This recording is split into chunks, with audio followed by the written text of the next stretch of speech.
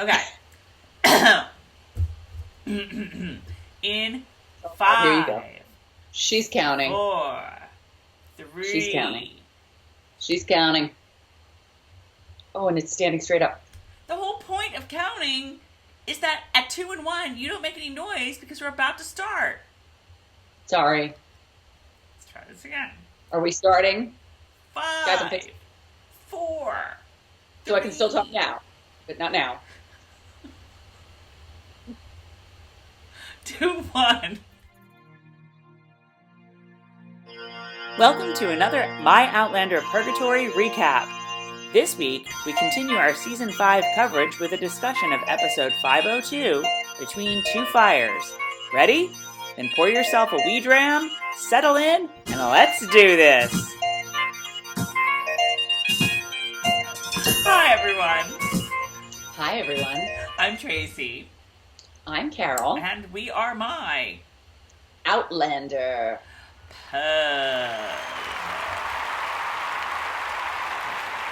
Your home. I don't know what we're doing. That was weird. Not really sure what we're doing, you guys. Not really sure what we're doing. You guys, look what I got. Oh, yeah. Oh, yeah. Wait, show them your microphone. What? Show them your microphone. Why? Your microphone. Yeah, but I'm not using the microphone. Oh, I thought you were. You guys, we're getting there. We are getting there, but I think it needs to charge or something. And I just figured out how to plug my headphones into my microphone so that it's not, the sound isn't coming out of the computer and you're not hearing the of my fan, which is totally rocking and rolling here.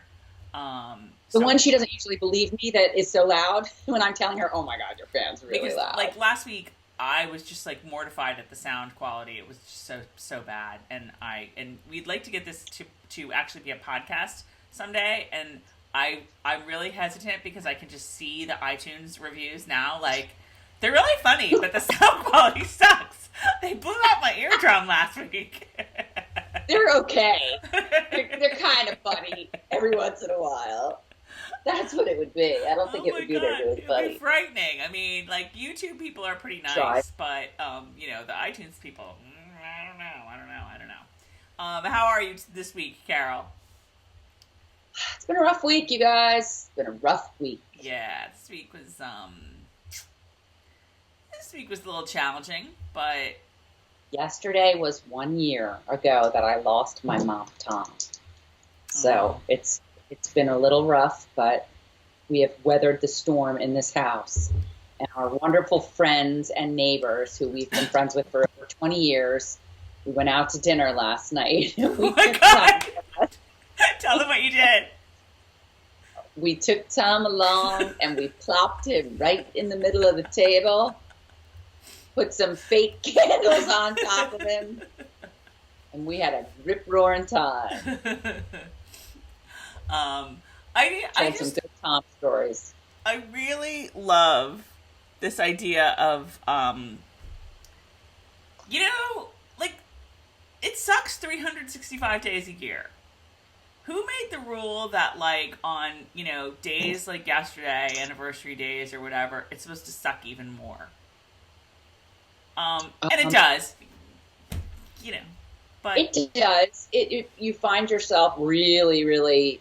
Anytime, you know what really affects things like that? I mean, you guys know the time of year. You know what I mean? The weather, the feel.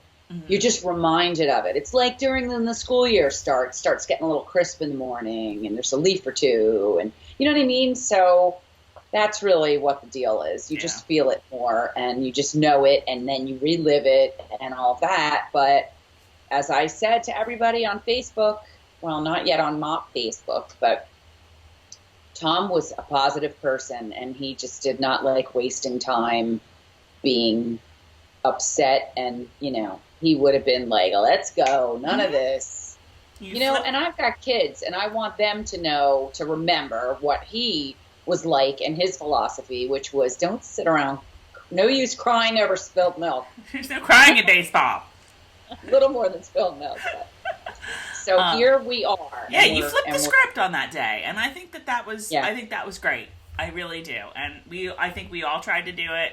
My husband and I went to one of Tom's favorite bars up here where he grew up and had a couple of these. And I had a big fat cheesesteak because, Tom made me. You had a cheesesteak? I had a cheesesteak. And it was awesome. You didn't have a cheeseburger. I don't like cheeseburgers.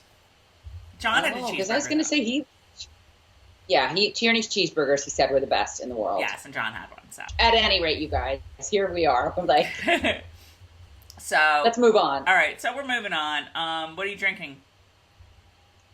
Ooh, I'm having a little zero.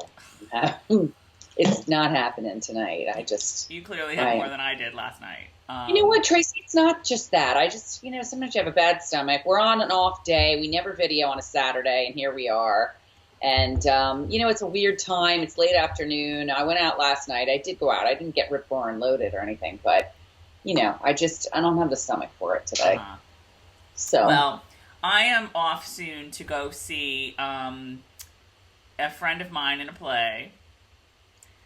The play is 12th Night, I believe. I believe that a lot of it has been cut, and it's still 3 hours long. It's not going to be very good. So I clearly Is this Paul? Who is this? No. I'm not naming names. Well, you hope whose name shall not be named doesn't see this. They don't watch it. Trust me. Right. Half the people I know don't know that we even do this. But okay, I'm having a Stone Fear Movie Lions double IPA. So pregame. Tracey's cocktails always have to match what's going on around her. Well, I'm not going to see a movie. I'm going to see a play. But I really don't want to go. But whatever. We take one for the team, and we support our friends, even in bad theater. Okay. But anyway, we have an episode of Outlander to get to here. Carol, general thoughts on this episode? I thought it was really good. I thought it was really meaty. There's a ton to dig into. I agree. I don't know. I felt like it was a different show. I really had a lot of that feel of like, what do other people who only watch the show think of this? Like, and I'm also doing a lot of kind of comparing and saying, was this, in the book, and how... my memory is so gone. I need somebody to point stuff out to me. Well, I think it's also do I remember this character, and do I remember this? Obviously, you're not going to forget like the Stephen Bonnets of the world, right? But some of it, I'm like this, I think or like how it's going down, like Jamie and the lieutenant and the guys, the Highlanders, and you're just like, is it one? I don't remember a lot of it. I'm telling you, I think it's the book. I think for whatever reason, this book just like has a lot of new characters, a lot of people who maybe aren't in it very much. I can't even tell you like stuff that happened at the end of this book. At the climax. Like, I remember thinking to myself, like, I'm not really getting this. Like, even when I read it. Oh, I can. Oh. Well, I mean, yes. There's some things that I do remember certain things. Holy crap. Certain other things that I'm just like, I had trouble visualizing as I read them. So there's a whole lot of this book that I really, really, really don't remember. So a lot of it is new to me. I think that a lot of the stuff that happened in this episode is more or less in the book.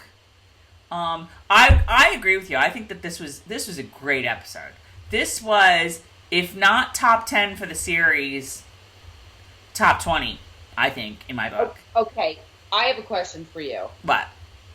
You know how sometimes writers will take a little, whatever you call it, poetic license, and kind of, maybe they'd like to put a little bit of modern day in there. Like the whole wedding last week? Like political, you know what I mean? Mm-hmm. I kind of felt that way, but I like that Oh, you just froze. they are... Say that again. Am I still frozen? Yeah, now you're fine. You're fine. Am I still? I like that they're really showing both sides, and they're showing this conundrum of Jamie's, and they're showing Jamie with like a foot like solidly placed on both sides. whether he wants to be there or not, seeing all of this and being like, oh, what the frick to do here? Like, it's really fantastic. Because I was like, at first I was kind of getting my feathers up, like, oh, are we gonna have to sit here and watch? You know what I mean? Because I don't watch a lot of TV these days and movies, because I just am to the point where I cannot stand like following certain narratives, no matter what the narratives are. And I'm just like, oh, do you think we're that dumb that we don't see what you're doing here? But with this, if there's any of that going on, they're being really cool, because they're showing, you're seeing, my God, Murtaugh, like, what? I know, Fantastic. I know. We will get into all of that. I agree with you. Jamie was masterful in this episode. He was a masterful diplomat. He wormed his way around. I never remember Lieutenant's name. I just call him Lefty in my head. So he's Lefty. He teased stuff out of Lefty that like showed maybe a little bit of sympathy for the other side. Right. And he teased stuff out of the Regulators that showed maybe a little sympathy for the other side. He was masterful. And all in the support or the cause of not this side, not that side, but his people, keeping people safe. I loved that there was a theme running through this entire episode, and that is keep the ones you love safe. I loved it. I thought that was just they rarely have a thread that connects everything like that so well. And that's not like, you will understand. This is the theme. It wasn't like, it wasn't that, I mean, it was maybe a little heavy-handed, but I don't think it was really that heavy-handed. Like, do you know what I mean? Yeah. Yeah. It's very subtle. And I was like, you know what? If they're trying to get something across to me right now, I have no idea what that is. It didn't really hit me until, like, probably 3/4 of the way through the episode. Like, that's what they're trying to get across. That, like, both Jamie and Claire are working very separately on very separate ways, but they're working towards the same thing, which is keeping... Right, but that's not what I mean. I mean, like, if they're trying to indoctrinate somehow, I don't see it. I'm seeing how they're really giving us both sides, which is cool. Oh, you mean, you don't want them to be like, yay America and boo England? I think it's pretty interesting how they're not. And I think it's pretty interesting how they're showing what Murtaugh and crew were up to. And it was vile. Right, and you're sitting there going, oh my God. Right. And they're just showing that, there's always... Well, let's jump in, because that's where the jumping in spot anyway. So this is Outlander 502, Between Two Fires. While you're talking, I just have to go over here for 2 seconds. I'll be right back. Talk. Okay. She has her earbuds in now, you guys, so she can hear us even when I can totes hear you. Wait, say that again, because I can hear you even though you're far from your microphone. Oh, you're not using your microphone. I'm really not. Yeah, and my microphone is in the earbuds. Oh, wow. That's really cool. So keep going. Okay. So it's episode 502. It's called Between Two Fires. We can talk about the meaning of that title. And it's, fiery cross, so maybe there's a little theme going on there. But yeah, we get a cold opening, and it's a bunch of regulators pulling people out of their houses. And... you, made us pay taxes, and you are, whatever. So you're going to get what's coming to you. And they start the tar and feathering. And I got to tell you, I can't recall a tar and feather. I mean, not like I've seen, a million tar and feathering scenes, but I can't recall a tar and feathering scene that has been more disturbing. The only show that comes to mind right off the bat is John Adams, the miniseries, where they did do some tar and feathering. Yeah. I don't remember it being that violent. Do you? Well, not only do I not remember it being that violent, anything I've seen. Mm-hmm. Actually, you know what, Tracey? I kind of do feel like there was something that was a little bit more so than usual, but I don't know.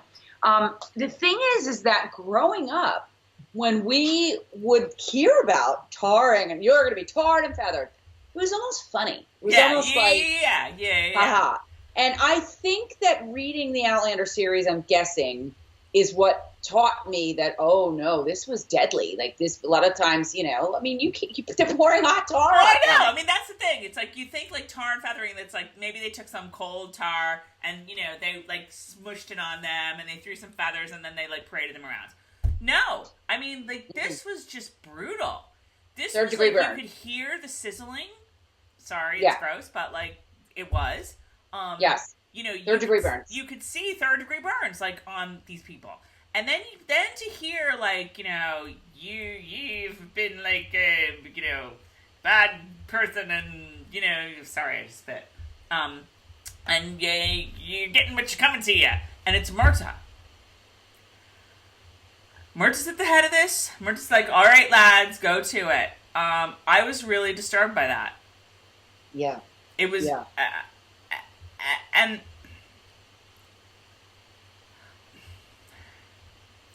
like, I'm really conflicted in my head. Like, is this Murtaugh? And the fact is it probably is. You know, we didn't get a good look at him. You know, his whole life as a member of the Mackenzie, Fraser, whoever clan, and the stuff they had to do. And the stuff they did in support of what they believed to be the right thing. But this was really hard to watch. Yeah. It was. It was really conflicting. And you were like, oh my God. Like, this wasn't even like, oh God. Usually in that type of an instance, I'm going to throw, like, you know, back in the day in the IRA bombings. You know what I mean? Mm-hmm. Like, it was hideous. And, like, the way I remember Tom and I discussing it and him saying to me, like, these people think it's so wrong, but these people think they're at war. They just think it's a different kind of war. You know what I mean? Mm-hmm. Like, and they think that what they're doing is calling attention and so that, which, you know, gives me the heebie-jeebies when people do disgusting things in the name of their cause. And I really seriously had to take a step back and look at Murtaugh and go, like, what the hell is your... And I'm trying to remind myself, like, he thinks he's fighting war. He thinks he's fighting war. Like, as far as he's concerned, this is a war, and, you know, war's ugly. And right. But to me, how he could, like, do that was just vile. It was hard. It was really hard. I mean... At what point do you say, oh, my God, what am I doing? Like, two wrongs don't make a right. Right. And the other thing, and I mean, I guess it's understandable. I'm trying to remember, like, how long he's been there by this point. And this is all, you guys, again, this is all new to us because Murtaugh gets killed in Culloden in the books. So we've never had to, like, process a Murtaugh that's in America. Well, I mean, again, like, did he pull something like this as a Klansman? Maybe. I don't know. But we never had cause to think of it.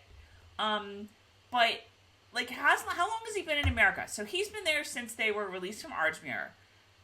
What is it, like 6 years? 7 years? I don't know, but I kind of was reminded of Ardsmuir, and I was kind of like, you know what? This is a angry, broken man. Like, they're showing that he is a broken man, and he's just head to toe with anger. Right. No, what I was trying to figure out was how long has Murtaugh been there? And Murtaugh's actually been in America for a while now, and I'm going by the age of Willie. Because good point. Jamie arrived in where the hell Hellwater, or you know, more not that much. Where the hell is Hellwater? What? You were like hell. You were like hell. Hellwater. And all I can hear is, where the hell is hell? Remember, where the hell is Strathmere? All I can hear is, where the hell is Hellwater? So Murtaugh's been there for way longer than I imagined. Like, he's been there for a dozen years, probably, if not longer. Third Sister Jill is texting us. Quit texting her. I'm texting too. Quit. You guys, this just in. Oh my God. This focus. You guys, this just in. I think we're going to have to make a little video in a couple of weeks at my house because Tracey's going to be here, and so is third sister Jill. All right. Oh, yeah. All right, oh, yeah. Right. Focus. Carol thinks it's more important to text third sister Jill than talk to you guys. You guys, Tracey seems to be under the mistaken thought that she's any less ADHD than I am. All right, focus. So Murtagh's been here for a dozen years. So okay. So this land is his land. Let's put it that way. So I get it. So he's a full-fledged regulator, and because my thing was like, has he even been here that long to like, be that enamored and connected to this cause? But yes, he has. That answers my question. But anyway, yeah, it was very. Well, and not only that, but their money is going to the king. Like their money is going to the crown. Their money that's being taken from them, their tax dollars. It's not like they're looking at like programs and saying, "Oh, well, I totally disagree with this," right. But at least they know. You know what I mean? Right. Other than the corruption that goes on in their state. Right. You know what I'm saying? Right. But like with this, it's like, where's all this money that they're taking from us? Oh, it's just going to England. Well, or it's going to like build Trion's palace. Yes, don't forget about that. Exactly. Don't forget about Which that. is why they're all starting to turn on Jamie. Right. They're like, really? Right. You and millions of acres. All right, we're not even to the opening credits yet, so let's move on. We're disturbed by Murtaugh. We're not sure how we feel. I mean, has that changed how you feel about Murtaugh? No, there's not enough yet. Can you still hear me okay? Yes. Okay, because I just heard a really weird sound in these things. And you guys, I'm old and I don't know how to use them. So far, I am okay with Murtaugh. I'm mad at him. I'm disgusted by him. Right. But I am also one who considers myself pretty diplomatic. And I'm like, all right, let's hear from Murtaugh. Like, let's. Right. Or I want to have the showdown of Jamie telling him what's what. Right. Okay.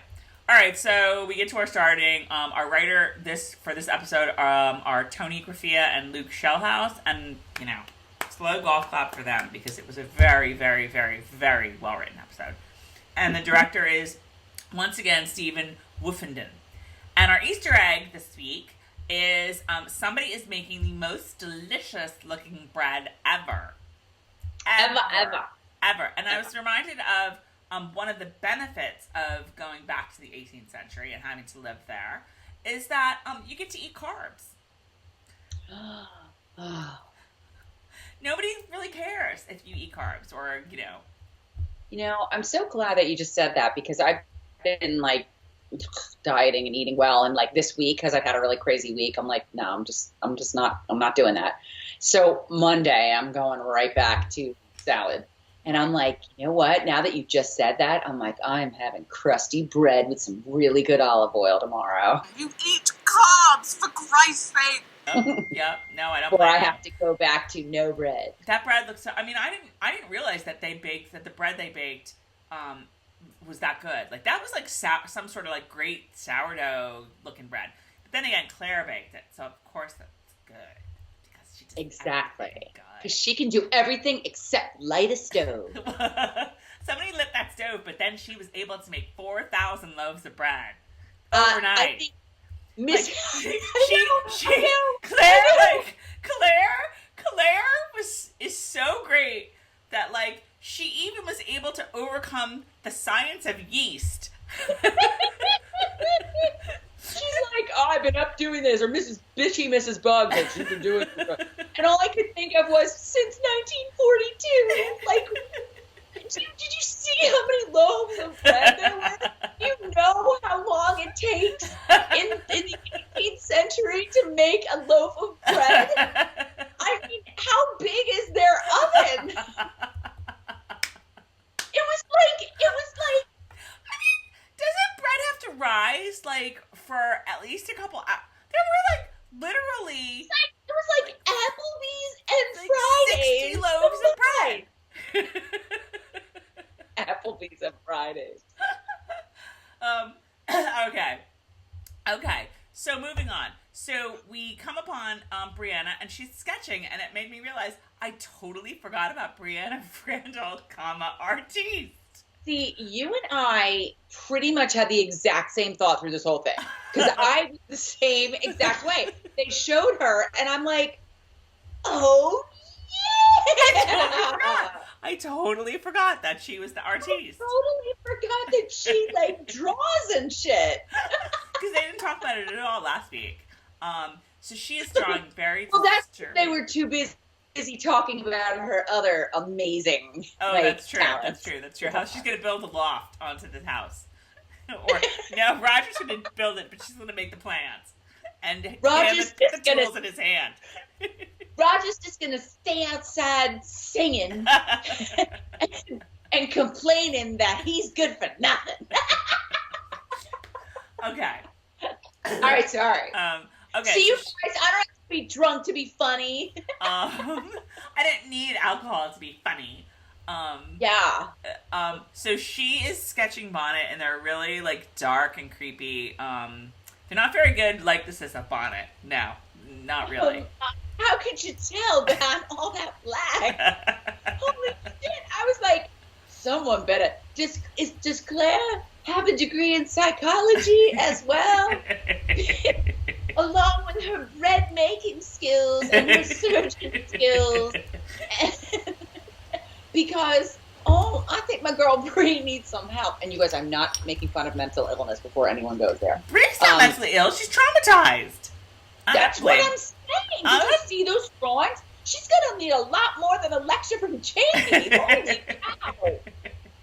Well, I don't blame her. Like, she's clearly... Claire, if you can get your head out of that body for 5 minutes and go help your daughter. All right, okay. So she's sketching Bonnet, and all of a sudden, like, you know, like wagon, like, riding to hell is like flies by her, and it's Mrs. Ferris. I was calling her Ferris because, like, it sounded like Ferris, and, you know, it's easier to remember when I'm like, you know, hashtag save Ferris. Bueller. So they roll in, and Mr. Ferris cannot breathe. He cannot breathe. So we get him in the surgery. Can we talk for 2 seconds about that surgery? Because we saw a lot more of the surgery this week than we did last week.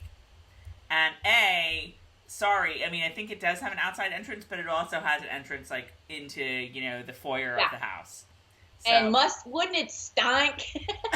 But B... Wait, I need to go backwards. I need to go back for a minute. Go ahead. Finish your point. What? No, go ahead. Because I forget to look at my notes, and I'm back to the starting. Because last week we discussed the starting. You were like, "What do you think of the new starting?" Well, what about it?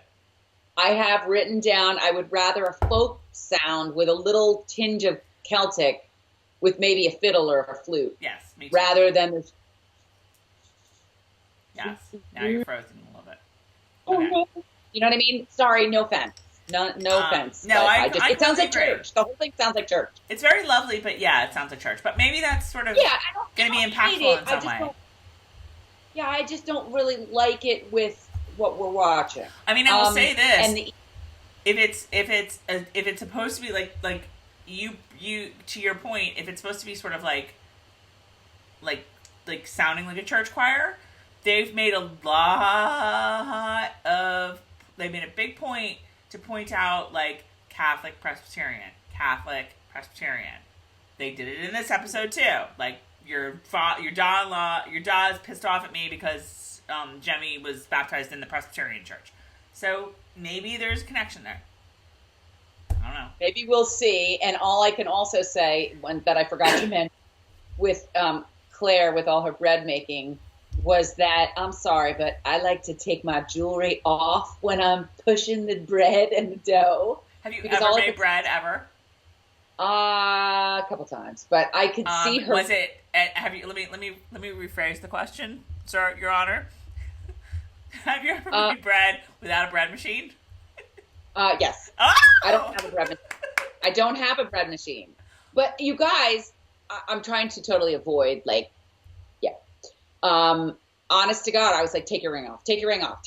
Like, I don't know why, it just freaked me out. That didn't bug me at all, but we didn't see her. Oh, in the starting. Got it. Yeah, that's what I'm saying. I had to go back, redrawing. All I have is redrawing Bonnet. I would leave my ring on if I was making bread. I wouldn't take it off.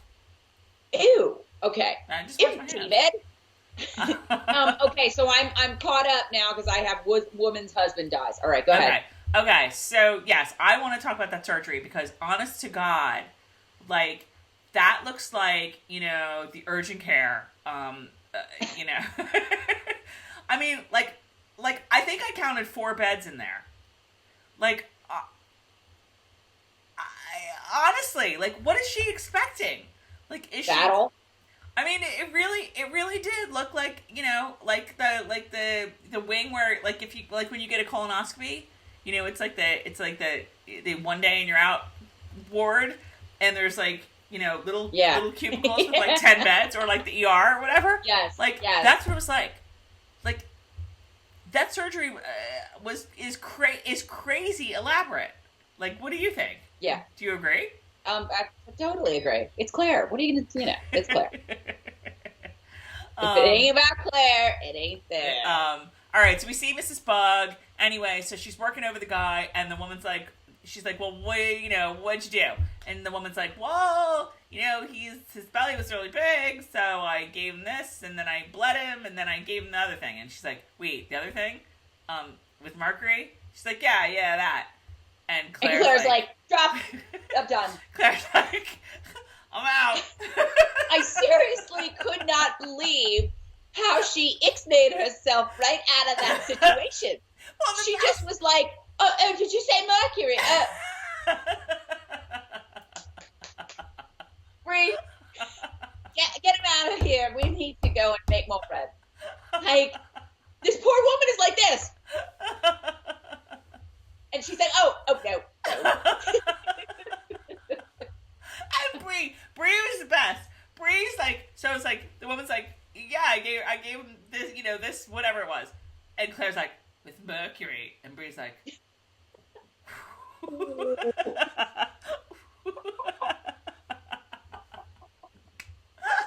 my God, it was so great. It was so funny. It was so great. I thought the same thing. I was like, oh, that's done.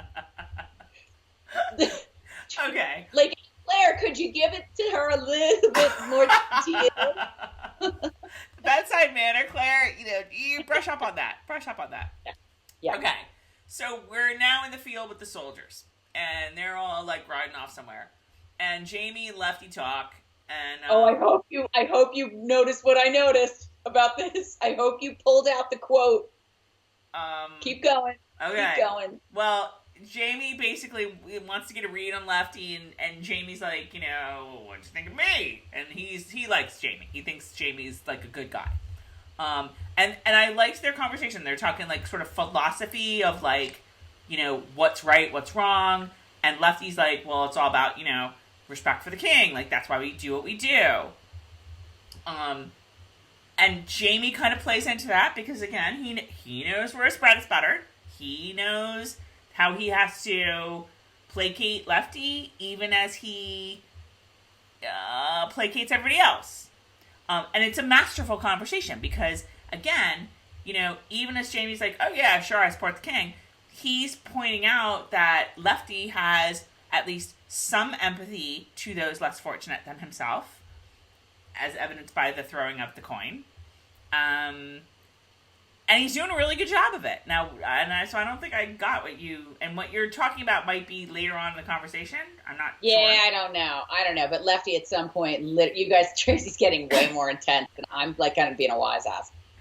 Lefty at one point literally uttered Pat Czar's favorite line, that death is never convenient. Really?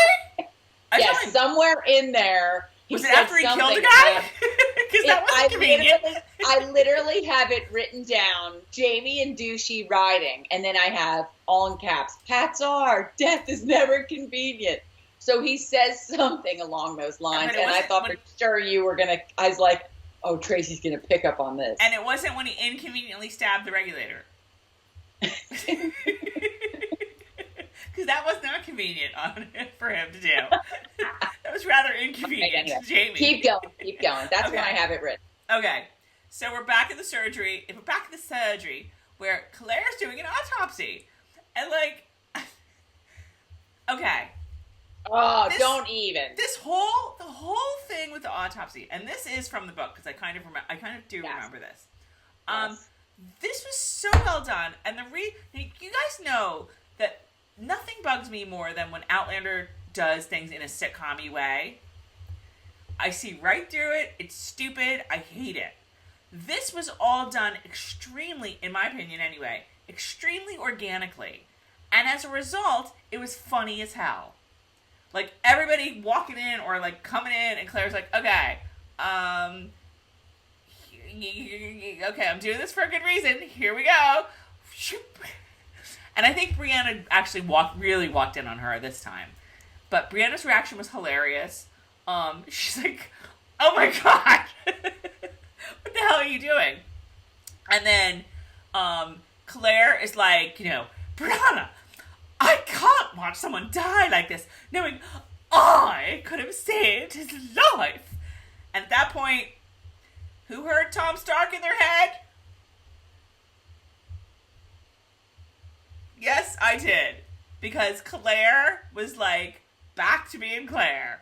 Back to being like... Oh, I thought you were talking about Tom being sick and oh my God. Okay. Oh, what?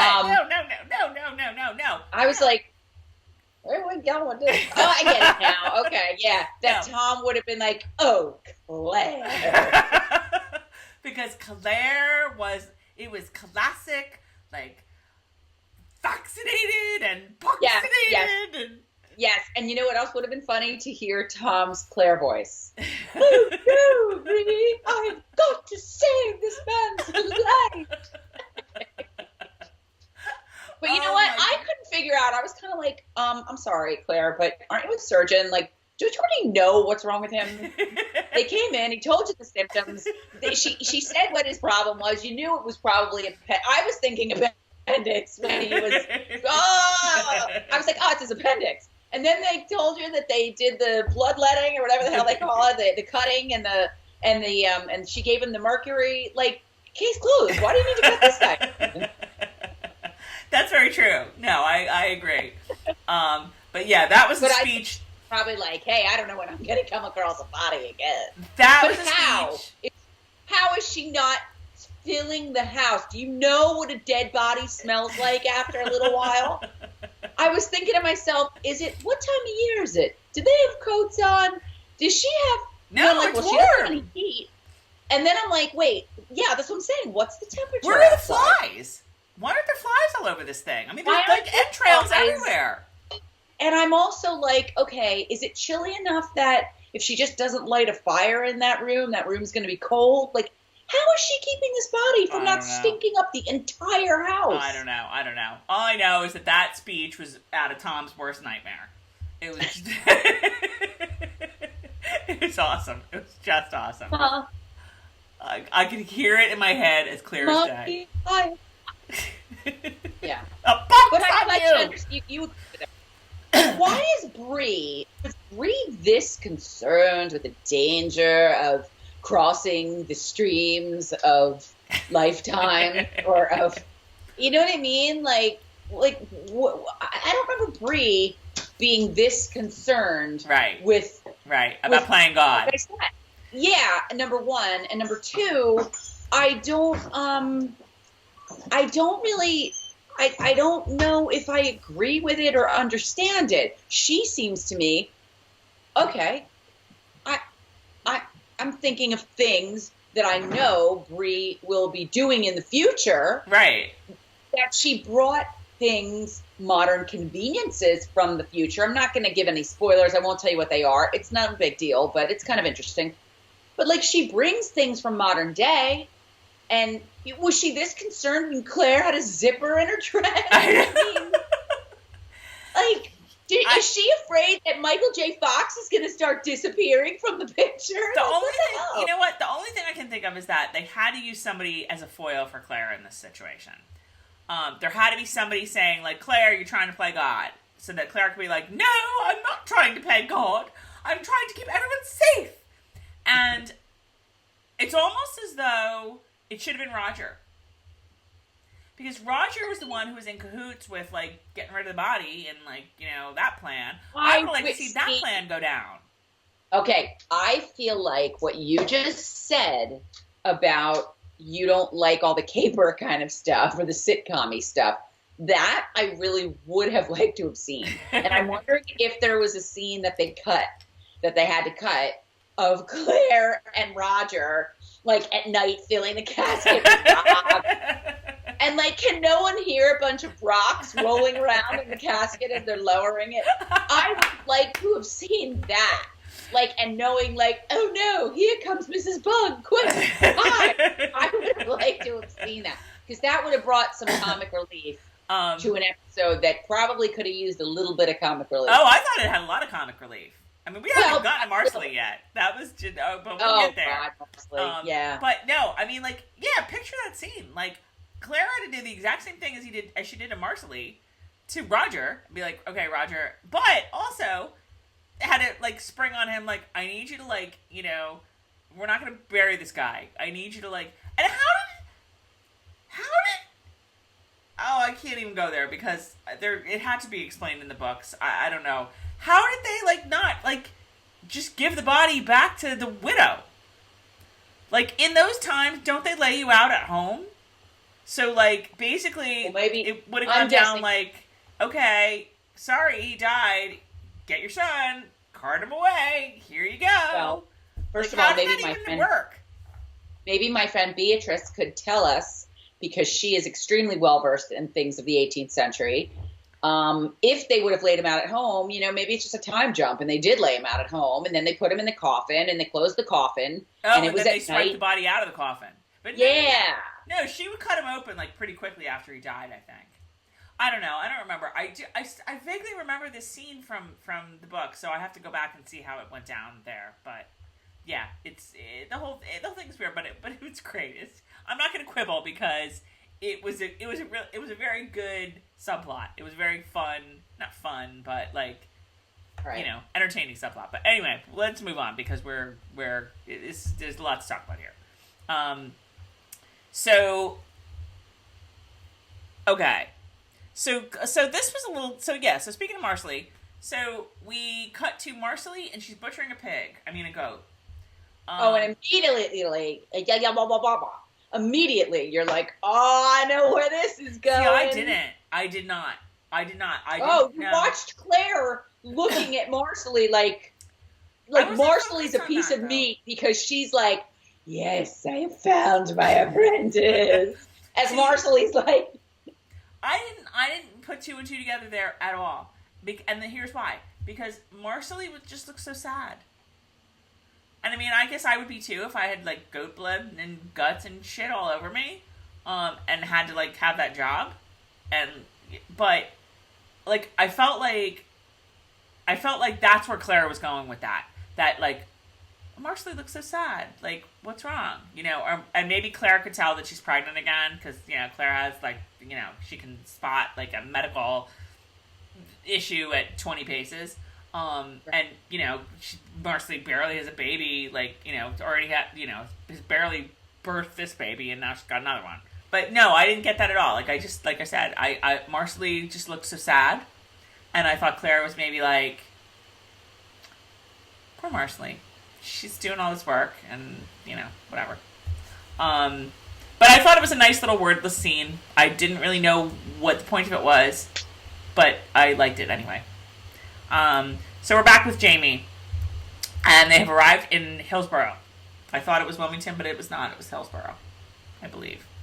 And Jamie sees Fanning, you know, Mr. Fanning. Like, oh, I know that guy. He's a friend of Tryon's.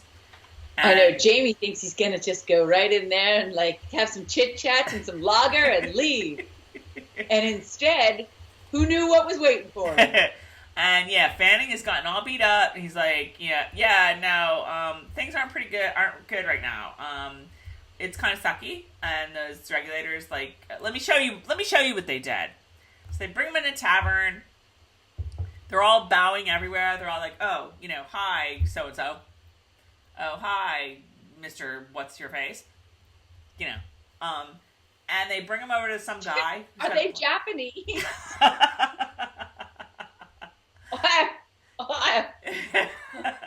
Sorry, keep going. So they're like, yeah, see this guy? Open your thingy, guy. And he's like, and it's like just burns. And everywhere. it's like Sizzler. It's like oozing and disgusting, and there's still little bits of feathers in there that they couldn't get out. It was really gross. And again, you don't see this with tar and feathering. Like, tar and feathering, it's so funny. Like, oh, you got tar and feathered.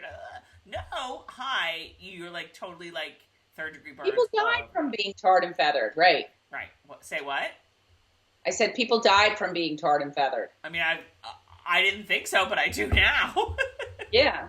I mean, I don't think they really get that point across. Not every time, but yeah, depending on the severity of it, and and their burns.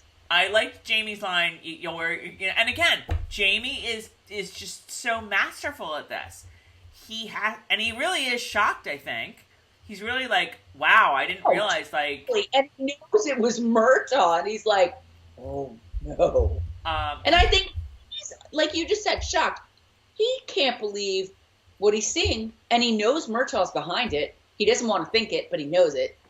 But the thing is, like, I mean, again, we talked about we don't really know what Murtaugh, like, what went down with the clans on what kind of shit he had to pull. And maybe Jamie's had to pull the same kind of shit in his life. Very true. I can hear you. These things just died. I'm just getting some earbuds. Keep talking. Okay. Yeah, I mean, like, I don't know that this is all that shocking to Jamie, because my guess is they probably pulled some sort of the same kind of shit, years and years ago in the clans. I don't know. But he's definitely like, it's... Well, that's a great point. Great point. Keep going. It's very sobering, it's kind of like shit just got real. He does try to placate the guy. You'll wear your scars with honor someday. I thought he was going to strip and show him his back. Like, I know a thing or two about scars. I know. Don't worry, the lasses love it.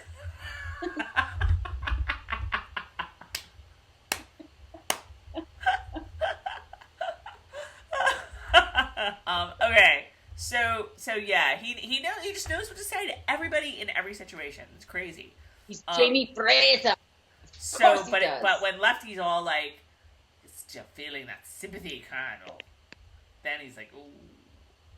So we learn that 3 of the regulators have been captured and they're in the jail. So they're like, well, we're gonna go over to the jail. Okay, great. And here's where I know you have a note too about this. I don't know where your note is, but here's where I just like sort of made mention of like, I cannot believe that last week 90 minutes went by and Carol and Tracey said absolutely nothing about the miracle of miracles that is Jamie's wig this season. Mother of God. It doesn't even look like a wig. His hair, not only is this the best his hair's ever looked, but it's like the best on the show. I'm like, when they showed him from the side when he was talking to Murtaugh last week out in the woods, and he had the ponytail, I was like, oh, Jamie, your hair is perfect. I think season 1 is still his best hair, because it was real. It wasn't a wig. But this wig is just like, oh my god, thank you. Whoever is responsible for this wig, you're not getting paid enough, and you need to get more payment. Did you go, we were, like, before we started this video, we found the whole, like, blur the background option on Skype, and we were doing that, and it was really crazy, and I can't, it looks like your black background was blurred, that's why I was asking. No, it's not. Sorry. It's apropos of nothing. Sorry. So 3 regulators in the jail. Jamie's got a great wig this season, and we're, like, thrilled. So they go to the jail. And again, Jamie's just so good. He's all like, because he knows that these guys know who he is. Okay? So he's like to Lefty, like, tell you what, the Highlanders, why don't I go in alone? Because, maybe they'll listen to me. And Lefty's like, no. And Jamie's like, okay, well, just let me talk first. Because, Highlander. And Lefty's like, all right, whatever. And then the side eye and the the dagger eyes that Jamie has given these three is hilarious. Like they're his kids, and if you've ever seen the movie Overboard with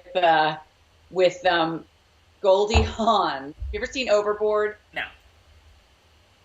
She falls overboard on her extremely rich yacht, like this monstrous yacht, and she conks her head and has amnesia. And who's her husband in real life? Kurt Russell finds her, and his wife died, and he's got 3 boys.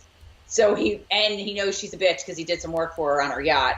So he brings her home and tells her that she is his wife. And there's times when he's got the boys lined up, and he's like, he wants them to keep it up, keep up the ruse. And this is what I'm thinking of when I was watching this. It was like Jamie's kids. He was like, yes, and you don't know what happened here.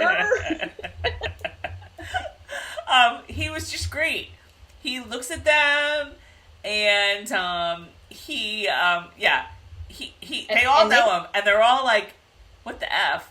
Yeah, they were like, what the F? But they were pissing me off because I was like, he's Jamie Fraser. Shut it. Like, but they were smart. Shut your mouth and you do what Jamie says, which they're fighting back against.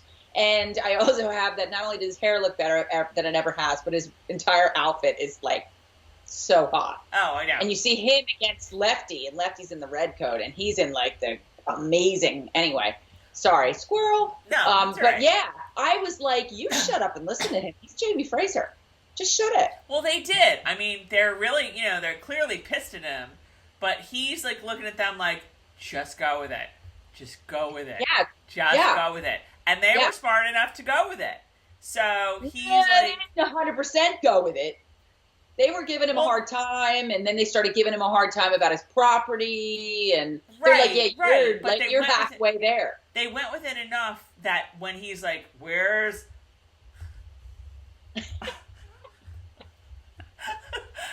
Murtaugh Fitzgibbons? They're like, we don't know. Not like, why are you asking? Because he's your godfather. And you should know where he is. No, they played it cool, but they still gave him shit, which they're totally deserving to do. And he, again, he has to appease them and appease Lefty, who's behind him. And again, the point you made of like 1 foot here, 1 foot here. And he is just doing a masterful job at it. Like, it's crazy how good he is at this. I know. It was such a great scene. They're all like, what the F, but they don't let on. He's playing both sides. He's doing great. But the bearded guy is really pissed. The bearded guy is really pissed. We saw him last season when Jamie was like, hey, y'all, come, come join Fraser's Ridge and you get like 100 acres. And he's like, yeah, no thanks. King Lackey. No, I'll pass. Thanks. You've got somebody here who wants to help you earn a good living and have a good life, and you're going to treat him like that. Well, no, he's going to treat him like that because Jamie's the king's man, and he's offering the king's acreage. And the guy was like, yeah, hell no. I mean, I don't blame him for that. But anyway. Yeah, but they can't tell what Jamie's like.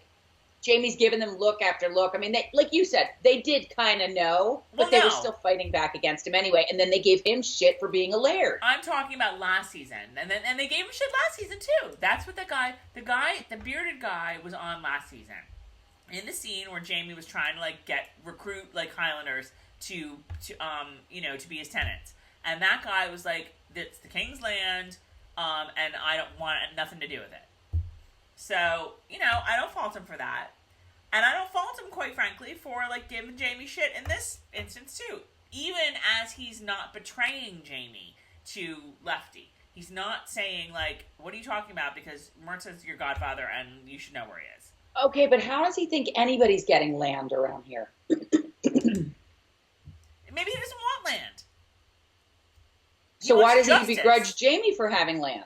Because Jamie is in his mind, Jamie is sucking up to the king. In his mind. Right? Well, he's an idiot. He's not looking at the whole picture. He's not listening to reason. He's not listening to anything. He's just got it in his head that Jamie owns a lot of property, therefore he's a dick. Who thinks the Carol should be tarred and feathered? I have no time for anybody who has you would totally have been tarred and feathered back then, and can't see the big picture and can't listen to everybody. I don't know that I buy your argument. He hates Jamie because Jamie has more than he does. He hates Jamie because Jamie has a lot of property, which he has worked hard for his entire life and been through more than that guy's ever going to see. Well, really now, because now he's gone. But I don't buy your argument, because if everybody thought that way, we'd be living under the UK law and going through Brexit and stuff. No, I know. I mean, that argument says all those people should have just, like, taken the king's land and not like rebelled. And if that was the case, we wouldn't be this country that we are now. No, that's not what I'm saying at all. That's not what I'm saying at all. And this guy didn't give Jamie a chance. And he's not wearing red. He's wearing brown. I don't know. I don't quite get your argument. Do you have a problem with Jamie Fraser for owning... Oh, did I just say Fraser? I'm going to get shit for that. Can you talk for 2 seconds while I'll be right back. Does anyone who has a problem with Jamie Fraser for owning all of this property and handling it well and giving people a place to live and to work and giving them a chance to have a life and to make money and to raise their family in a nice area and have a house and have a community, and I'm going to hate the guy? I don't think so. Tracy's going to be like, what did she say? Oops. Sorry, I just have to read a text. This is what happens in my life. My husband, like, because I have to go out later. I have to go out in, like, an hour. And he's like, I'm leaving. He's just, like, texting me like he's leaving. I'm going to a movie, and I just don't want to interrupt the show. I will see you later. He's going to a movie? Yeah. Oh, because you're going to play without him tonight. Yeah. Oh, good for John. John must have put his foot down. He's the lucky one. All right, we have a lot to get through. Not that long to do it. So, yeah. Now, I don't. But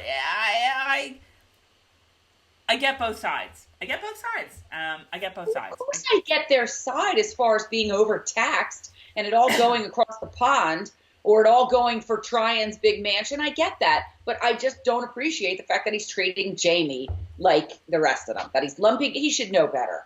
He doesn't know better. He doesn't know Jamie that well.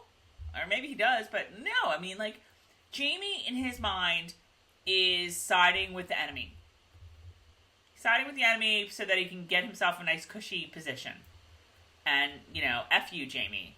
And I get that. I get the point of view.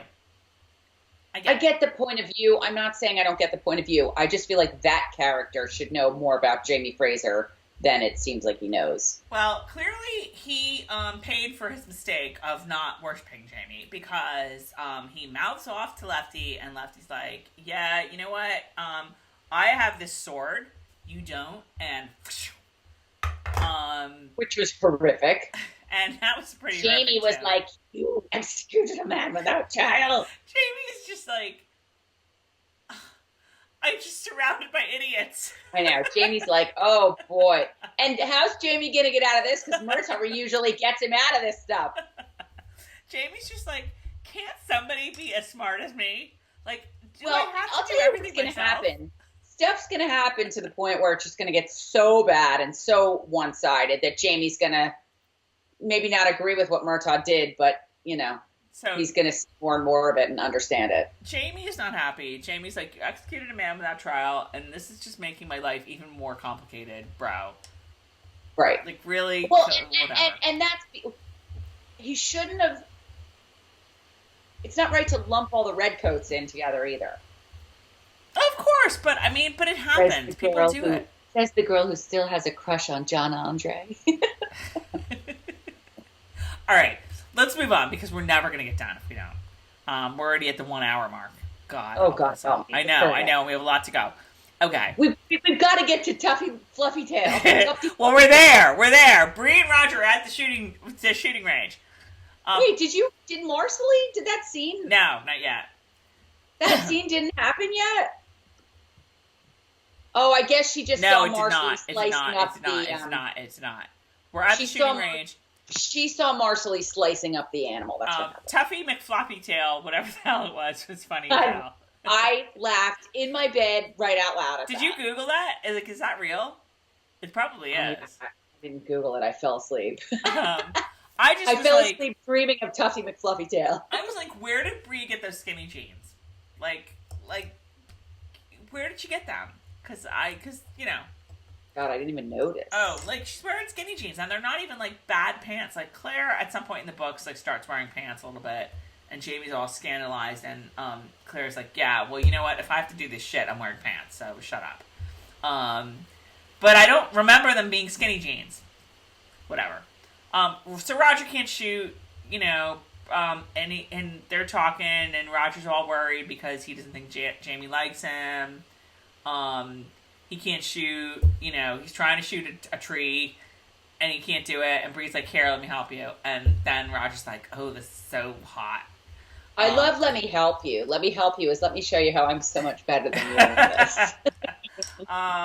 And some turkeys come along, and Bree and Roger, of course, misses, and Bree, like, of course, gets one because she's great. Right. And at that point, Bree's like, yeah, you want to go back, don't you? And Roger's like, well, oh, I'm sorry. I am pounding the table that time. Roger's like, yeah. I don't know if they, like, have a, you know, they don't really talk that much more about it, but, like the cat's out of the bag. They're starting to talk about it. So we're back to Jamie and Lefty. And Lefty, like, this is a great conversation. Lefty feels like a real failure. Should I keep... Oh, okay. Lefty's very conflicted because, you know, he has done a dishonorable thing in his mind. And he's all about honor. And, yeah, he's very conflicted. And Jamie is like, you know, isn't there a cause that you would die for? And he says, we're here, aren't we? To die for king and country. So that's a real big thing for him. The whole relationship with Jamie and Lefty I find fascinating, and I really enjoy it. I thought it was very, very interesting. All right, so we're at the funeral for Mr. Ferris Bueller. I don't know. Bueller. Roger's like the cantor. You know, he's like the head of the guitar choir, for, you know, lack of a better word, and that's a good job for him. He's good at it. Right. Baby Felicity is so cute. That's Marsali's little baby. She's so cute. So Claire pulls Marsali aside, and she's like, here, Fergus, can you hold the baby? Because, like, be good for something. And poor, I can't even. I know. I don't understand where Fergus. I know. I did. Well, yeah. I'll talk about that when we get there in a couple weeks. So Claire's like, so Marsali, I want to show you something. Like, can you come over or whatever? And Marsali's like, okay, whatever. So they're going to the surgery. Is it just me, or was Claire's hair like half a foot shorter in the surgery than it was at the funeral? Again, didn't notice. I don't know. Maybe it was just me. So they walk in. Clearly, there's a body on the table, or something on the table. And Claire's like, okay, you promised you let me explain. And she pulls open the sheet, and Marsali loses her shit, and it is the funniest thing I have ever seen. And shows us how she is like head and shoulders above so many actors in my life. Oh my like, God. oh my God, is she good? It's time for the praise, the weekly, like, adoration of Lauren Lyle. God Holy cow. damn. Oh my goodness. Carol, you just left us. Are you there? Now you're there. That was really weird. You went away for a while, video-wise, but now you're back. Sorry. Just talk. Okay. Sorry. She's so bloody good. She's so bloody good. That so good. Was... She flips out. She loses her shit. She says... She's like, didn't it make me say it, It's like Jack Tripper's going to come walking in. Didn't it make me say it? Was she right? Me mom, are you a witch? And Claire's like, I'm not a witch. I'm not a witch. Oh my God, the whole thing was so funny and so great. So Claire talks her down. Claire's like, you know me. Why do you think Mr. What? This is so funny again. Like knowing me as you do, why do you think he's on the table? And we're all like, I don't know. So we learned that the coffin was full of rocks, as we said before. Roger helped her, put the rocks in it, and that's how it got buried. So Marsali is shocked beyond belief, but Claire wants her for an apprentice because she clearly is good with a knife. She knows more or less about body parts, be they animal or... What's that beeping? Carol? Alright, I think Carol's frozen and I've been talking and talking and talking. Carol? Okay. We're back. We had a little technical difficulty. Sorry about that. Carol, are you there? Carol, are you there? Yes. Hear me? It's the same pose you were in before, like this. And I was like, Carol, can you hear me? Can you hear me? Sorry. Sorry. I'm like a Cullen today. I'm very still. So, all right, we were talking about Marsali and how she, Roger and Claire buried the body, with rocks, or they didn't bury the body, they buried rocks. So, Claire wants Marsali to be her apprentice, and Marsali's more or less agreed. And again, Claire, masterful job at appealing to what's important to Marsali, which is God. Claire uses the God argument. Claire uses the, I didn't write down what she said, but, basically, why would God, allow... Why would God make it evident that, you can figure out what's wrong with somebody if he didn't want you to do that? That kind of an argument. That whole scene was fantastic. So great. I just have written down, I just loved watching. Marsali's so amazing because you went on the journey with her from horror to intrigue. Yes. Agreed. She brought you along every step of the way. It was very cool. Yes. Completely agree. All right. So they're back in Hillsborough. Jamie gets rid of the body, or he pays somebody to do it, whatever. Breaks the other guys out of jail. And again, and this is where we're they're well, you're a douche because you're all the Kingsman. And he's like, no, I just want to keep people safe. That's what I'm trying to do. Right. Right. Go with God, and if bro. Big Mouth would have shut it and just gone along, he would know. Right. So they run off. They weren't even appreciative that he busted them out. I know. But it is interesting that what they said was yeah, well, where's your big army? Across the river? Well, we have an army on this side of the river, and it's huge. And Danny knew. Yeah, and you're going to be in trouble, so suck it up, bro. So they're off. And we're back to the ridge. We're making some candles. That was cool. I totally want to make candles now. I know. They're chopping up the old candles, making some new candles. I said I'm warming, no pun intended, to the North Carolina stuff. I'm warming to the whole living on the ridge and making our candles. And I love the ridge. Well, this is what I don't mean I'm warming to the ridge. I just mean it's hard to go from Scotland to America and really, really just embrace the ridge. Right. Oh, it takes me time, and it takes me time in the books, and it takes me time in the show, and I'm starting to really warm to the ridge. now that we're not in Scotland anymore. Right. So, Claire's trying to get the women to see reason about medicine and, like,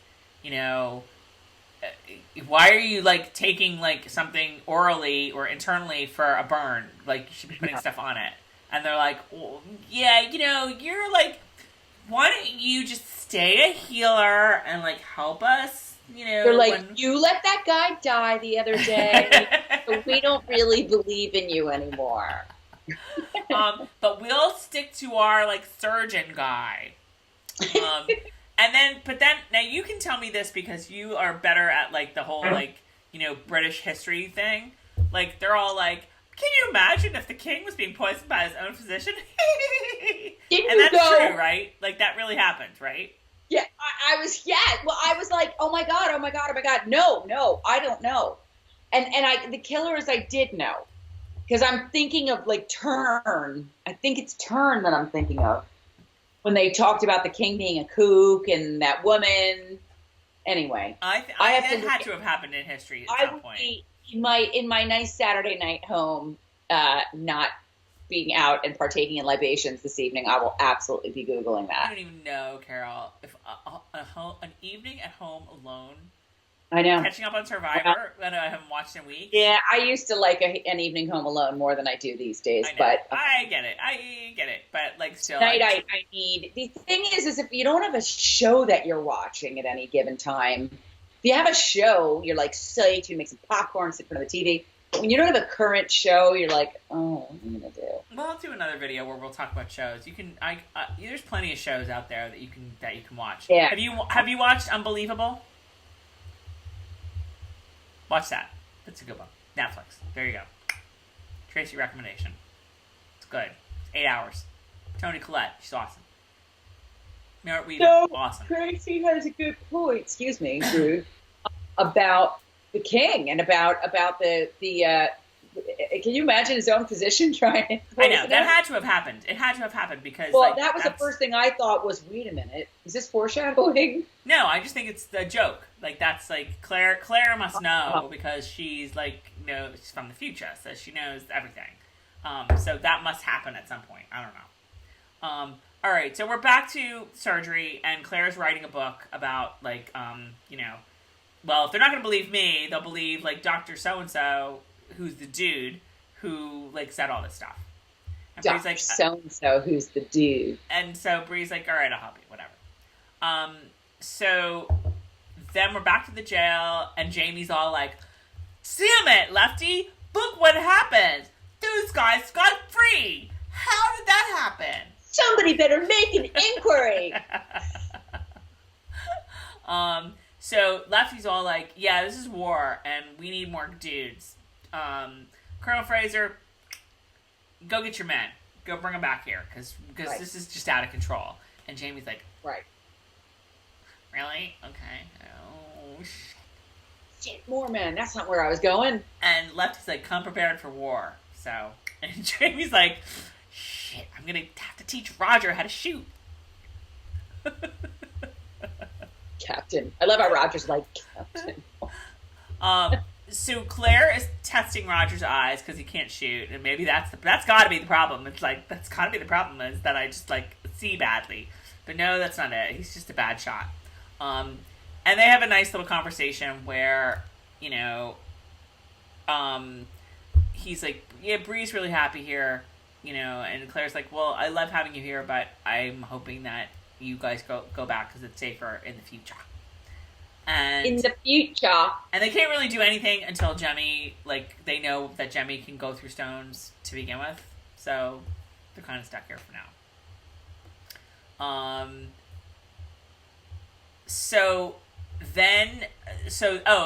What did you think about that, though? That, like, it's interesting to think that, like, Roger wants to hightail it out. And, like, what does Bree want? Does Bree want to stay? She likes it here. I think Bree wants to stay because her parents are here. I think that, like, it was hard enough to let Mama go once, but having to do it another time is just going to kill her. Yeah. It's going to be really, really hard. And she's got this father now that, now that we don't care about Frank anymore, like, right. Look, here's Chingies. I never needed Frank to begin with. Bye.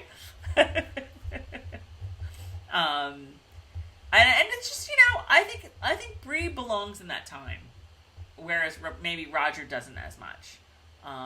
But Bree seems happy there. I don't know. Roger likes history better when he's reading about it in the books. Yes, agreed. And Roger's better at stuff that is more appreciated in the future.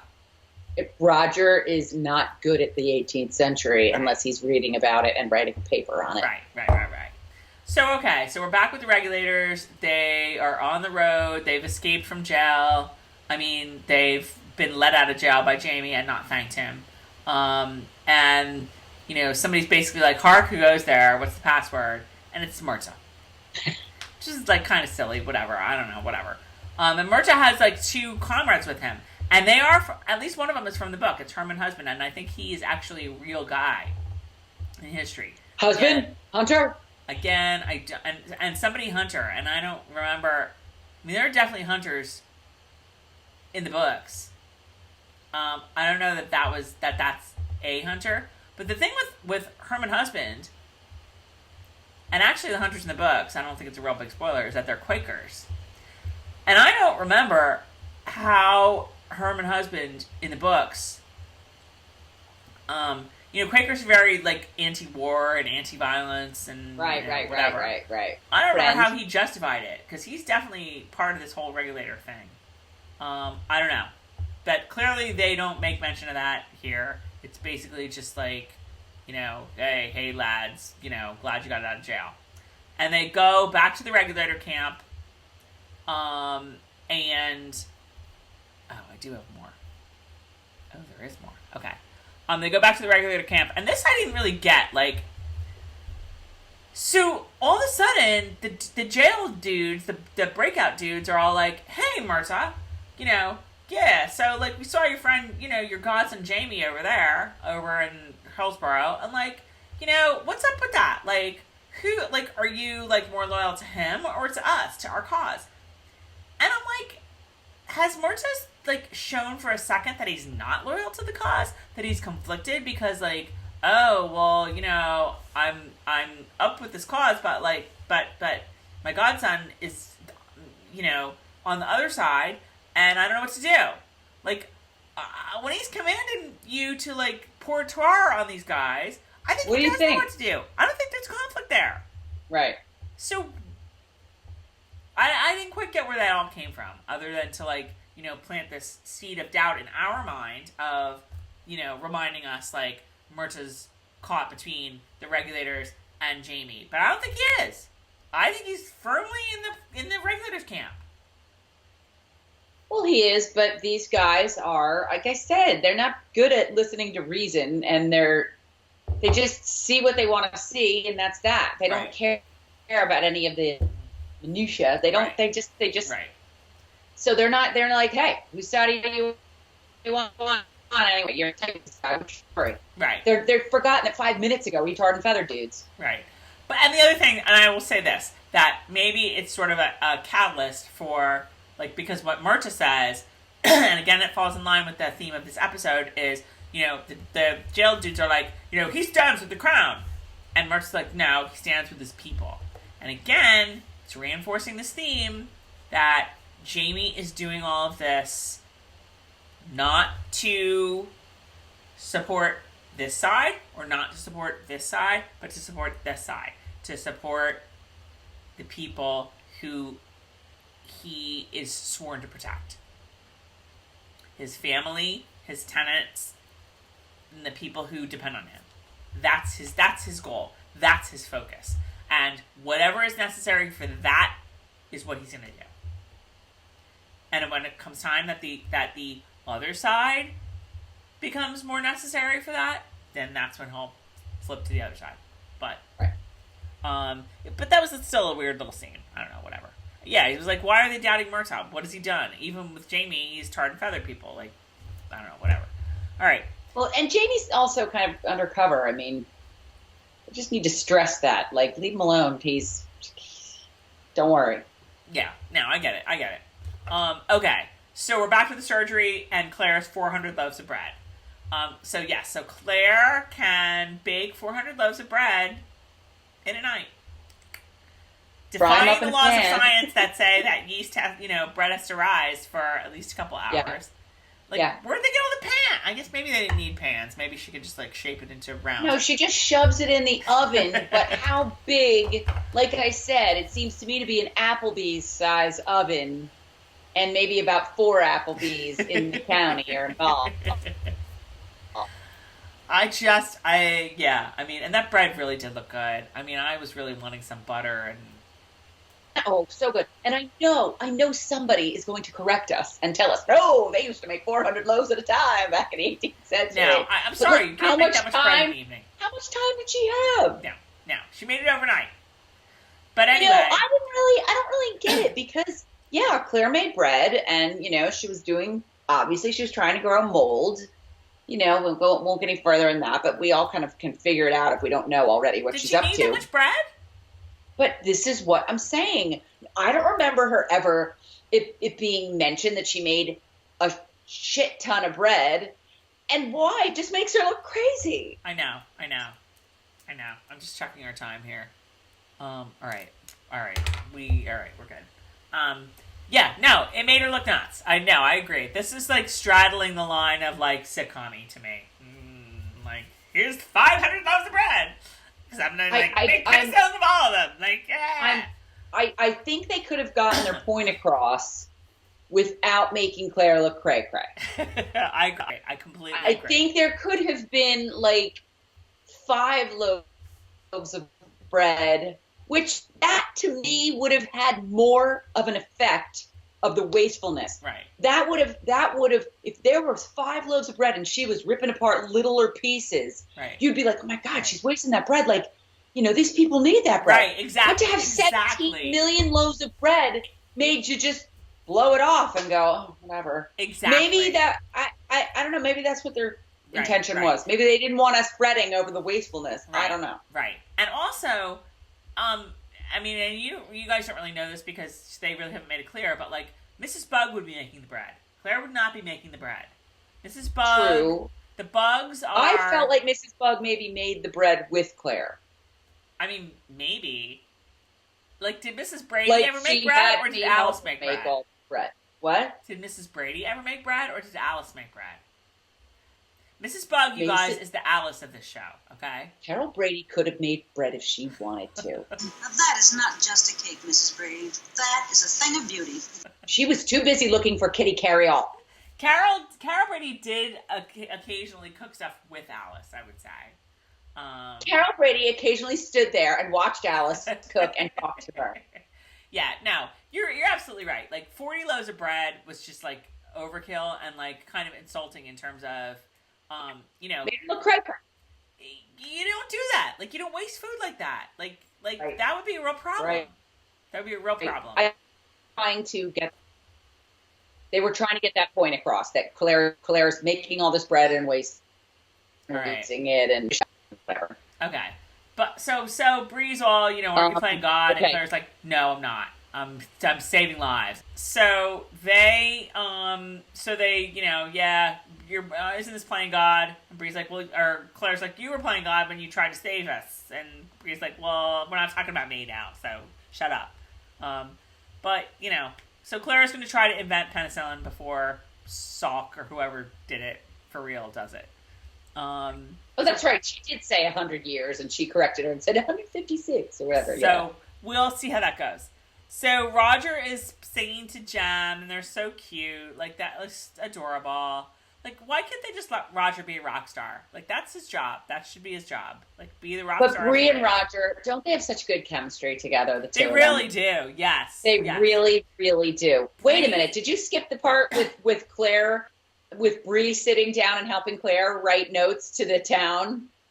We touched on it briefly. Yeah. I didn't hear you touch on that briefly, and all I have to say is exactly when did Claire and Bree go to the 18th century handwriting class? I know. Well, that's just something we need to suck up because and then the books too. I think the same thing. Like, Bree is like writing these letters like 2 days after arriving, and I'm sorry, like, it can't be that easy to write with a quill. It can't be. Yeah. But whatever. We just suspend disbelief on that. So great chemistry between the two of them. Yes, I completely agree. Bree is at her best when she is doing scenes with Roger. At her best, 100%. So Roger goes in the house, brings like laundry in or whatever, and finds the drawings. The disturbing drawings. Picture pages. And then Bree's like, come out here right away. You know, look, Jem's walking. And by walking, she's like this. Like, look, this beer bottle's walking. Look, this beer bottle's walking. Yes. I was like, no, he's not. No, he's not. Now, you guys, I would have children, so maybe I just don't know. Like, what... No, I thought the exact same thing. The last time I was like, walking was this and not this. And babies, what's the word for that, you guys? When they hold on to a table and they move around, they hold on to something. There's a name for it, and not they do walking? it. Is the name not walking? They do it forever, like before they get to a point of actually walking. And so if she, you know, or you walk around with them holding their hand forever, and he didn't even look that steady holding onto her hands. Like, I was literally take a 1-month-old baby, hold it like this, and go, look. It's walking. It's walking. But we're picking. I mean, this is just silly. We're picking. She just wanted him to come out. No, there needed to be a reason for him to come out and leave those pictures somewhere. They needed a reason to get him to come out. And I love how she's like, Bree, who never shows any emotion, is like, oh my God, Roger, get out here. There's something amazing happening. And Roger's like, yeah, hang on a minute. And you're like, oh my God, Roger, your kid's like, well, I knew. Like, the kid's like walking outside. Get outside. Well, couldn't they have been like, he just said daddy or something like that. I don't know. He talked or he, you know, rolled over or whatever. Because that kid is clearly like 9 months old, right? Like, that kid is not anywhere near walking. Like, is it just me? Again, I don't have children, well, but some like... kids actually walk at 9 months, but mine never did. Yeah, but that child was nowhere near ready to walk. That child was... I'm pulling him around. It is Bonnet. Okay. All right. So anyway, last scene. Here we go. We transition to this arena. Like, the Ultimate Fighting Championships are going on with, like, you know, 2 ladies. Oh, like, I hated that. Rolling around, like, boom, boom, boom, so boom, gross boom. and disturbing. And you know what? Showing a little bit of fighting is one thing, but do we have to have bam, bam, bam? I was like, enough. Ew. Oh my God, ew, David. So 2 guys that I believe we've met before. I know we've met Gerald Forbes. I'm pretty sure we've met Trumbull. Trumbull's like, oh, Gerald Forbes, what's up? Here, I want to introduce you to my new friend, Stephen Bonnet. Dun, dun, dun. Duh. Looking mighty fine. When doesn't he look mighty fine? Oh so my God. I'm so conflicted about what happens now. I'm just so conflicted. I don't like when they remind me that Stephen Bonnet is really evil. I don't like it. No, and that was evil. I prefer not to know that. Like, I didn't even understand the evil. He's so hot that I just can't. Why did he do what he did? I can't with him being bad. Quit it, Outlander. Why did he do what he did? Why did he do that? Because he's crazy. Because he crazy. Crazy. He crazy. Why must they do that? Why must they taint the image, the hotness, and the Okay. All right. So yes. So he's like, "Oh, like, nice to meet you. I'm like, you know," and Trumbull's like, "Yeah, Bonnet is where I get all of my, like, you know, goods that I, like, get on the fly." And Bonnet's like, "Yeah, Forbes, I can work with you. Sure, whatever." And then they flash to some guy that's giving them the side eye, like, So Forbes is like, oh, I want, like, the stocky one to win. And Bonnet's like, I think the little one, Scrappy, she's gonna win. So the little Scrappy one wins. And the side-eye guy's all like, yeah, I see what's going on here. You're cheating, because you know her, and you knew what was gonna happen. And Bonnet's like, them's fighting words. You know, I think you insulted my honor, and we need to fight the manly way. So next thing you know, it's... So they're, like, dueling, whatever, and Bonnet, like, gets the other guy fair and square. Fair and square. He, like, slashes his back, and the other guy's like, yeah, right, I yield, whatever. Oh, no. And then Creepy McCreep Pants. No. No, that's not enough for Bonnet. Disgusting. That was gross. Bonnet needs to avenge his honor in deeper, darker, more awful ways. And he, like, literally, like, takes his knife and blinds the guy. And that was disgusting. I couldn't even watch it. I couldn't even watch it. I found it very interesting that this episode was bookended with Murtaugh, Stephen Bonnet. You beat me to it. You beat me to it. Two people who are, like, on the one hand, you would think good, bad, but, like, did equally creepy things. You beat me to it. I was totally going to say that. Thank you. So yeah, he blinds the guy, and then he makes his mark on the guy's leg, and then he just, like, walks out. Like, before he walks out, Trumbull's like, WTF, bro? Like, why don't you just kill him? And Stephen Bonnet's like, well, you know, I have to set a better example because I'm a father now. Dun, dun, dun. Do you know I didn't even, like, hear him say that because I was just so freaked out. Second viewing, that's what he says. He says, I'm a father now. And he walks out and, you know, cut to black. He crazy. I don't like to be reminded of the crazy of Stephen Bonnet. He is so crazy. Oh, I like to fool myself. I'm so sorry. But he crazy. He crazy. All right, you guys. Carol's ready to go. So that's it. Any last thoughts? Did we skip anything you wanted to say? Oh, what? You care now? Excuse me? I don't mean like that. I don't mean like you never care. I just mean like it's over. It's like handing someone your sandwich that you're almost done with and being like, here, you want some? I don't want to be accused of not letting you talk because last week I got yelled at for that. Oh, please, yelled at. Did she get yelled at, you guys? Yes, she did. Yeah, she did. I'm afraid to yell at her. Jill gets Thursday. After Jill, know what she gets away with. She says whatever she pleases. No, I get yelled at when you like can't. You're like, yeah, I want to talk. Well, talk. You're a big girl. That's not yelled at. Saying I want to talk. You're a big girl. Talk. I didn't even ask to talk. All right. Well, then I'm assuming you said everything you needed to say.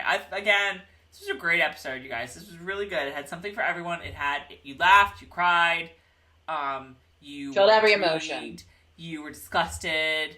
I almost, if we had more time, I would want to go into this whole, like, dichotomy of Bonnet and Murtaugh. Like, are they, you know, are they more similar than different? What's making Murtagh's actions justified and Bonnet's actions abhorred? More similar than different. Really? Like, what? Murtaugh, so far in all these years, we've seen Murtaugh do something that was pretty wrong. Bonnet just is wrong. I know. Maybe your point is it any better for Murtaugh to inflict such violence? Is the violence justified on Murtagh's part? I mean, Clearly it's not justified on Bonnet's part. Depending on what side you're standing on, I guess it's justified on Murtagh's part. Well, that was just so, like, gross. I couldn't even watch it. I could not even watch it. He's so disgusting. I know. I think they're just reminding us Bonnet's back and he's cray-crayer than ever. Right. It was just a well-constructed episode, though. It was just so much of it was really good, and it was a really well done episode. And if the rest of the season is anything like this, we're in for a great ride. We are. Anything else to say? Okay, I'm going to then go off to my production of 12th Night that I have to go see. I'm gonna make some popcorn and sit in front of the TV. No, watch. I'm trying to think of like 2 seconds good things for you. Like, watch Unbelievable. It's very good. And I want to say something. What? I just want to say a quick. What do you call it when you want to recognize someone who has passed? I joke around about Love Island because that show has gotten me through. It's crazy. I'm not even a reality show person, but it's just so, like, out there and silly, and I've watched 4 seasons of this now, and I just love these kids. There's so many of them who are really interesting. But I loved Caroline Flack, who is, runs the show. It's her show, and she comes out. The Flack is back, and it was so much fun. And the fact, if anybody heard what, read in the news, what went on with this woman, and she killed herself because she couldn't take it anymore with the media. And where does it end? But I just wanted to throw a little shout out to her because I loved her to pieces. I'm so sad. Yeah, it's very. I don't watch the show, and I didn't really follow what was going on, but I'm sure a lot of Outlander fans aren't loving it. But I, you know what? I appreciate Love Island because I know it got you through a lot of hard times. So Love Island, I could escape. Love Island instead of Calgon, take me away. And I know it was like the night Tom died. You were like, just turn the TV on to something stupid, and somebody turned it on, and you were like, "This is the best thing ever." What? I had been in Scotland, and I watched a couple episodes over there, and we laughed about it. And I said, "You know what? Just turn on Love Island." And I found it. And I ended up going back and watching. Like I said, I just loved it. And I love these kids, and I love watching how they all relate to each other. And I just, it's fun, and it takes you away. It is such an escape. And some people don't want to see the bathing suits. That's usually me. I'm usually like, oh God, look at these girls in their bikinis and their high heels. But I just had a ball watching the show, and Caroline Flack was so much fun and so cool. And I'm just sick and heartbroken for this woman and her family. Heartbroken. Our thoughts. And that is all I have to say. I wanted to recognize her. I think that's probably it for this week. I think we've talked long enough. Let us know what you think in the comments. Let us know what you think on myoutlanderpurgatory.com. Do not forget to subscribe to our YouTube channel. Please. We need to say that in the beginning next time, because for anybody who doesn't stick around with us this long, guys, please, please, please, please, please. We're really trying to have a presence, and the more followers we have on YouTube and Facebook and Twitter and Instagram, the better, and the more we can do for you guys. Yes. So follow us on all of those platforms: Facebook, Instagram, Twitter. We have a little card after this is over that shows all of where you can find us all on all of those platforms. Please follow us. And that's it. We hope you have a fantastic week. And we will see you next week for episode 503 of Outlander Season 5. It's going to be great. Okay. Have a